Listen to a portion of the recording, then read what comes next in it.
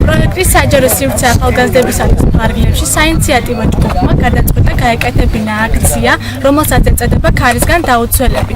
აქცია შემოუერთდა ცაიშის სკოლა, ტერიტორია, სადაც ხეებს ირგვება, არის ცაიშის ჯუმის წყლის სანაპირო.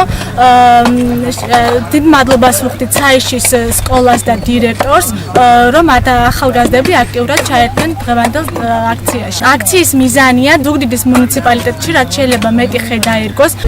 დღევანდელი აქცია არის რამოდენიმე დღისი გამართული აქციის გაგრძელება.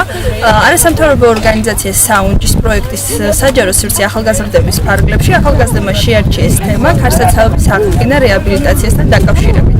ამ თემასთან დაკავშირებით მათ რამოდენიმეჯერ მიმართეს ზუგდიდის მუნიციპალიტეტის გამგეობას და შეხვდნენ ასევე სოფლის მეურნეობის წარმომადგენლობას შვეს მხარეში, მაგრამ სამწუხაროდ მათგან ვერ მიიღეს ის მხარდაჭერა, რაც საჭიროა იმისთვის, რომ მოხდეს ჩვენს რაიონში ქარსაცავის ზოლების აღდგენა. დღევანდელი პროცესი არის აბსოლუტურად მოხალისეობრივად.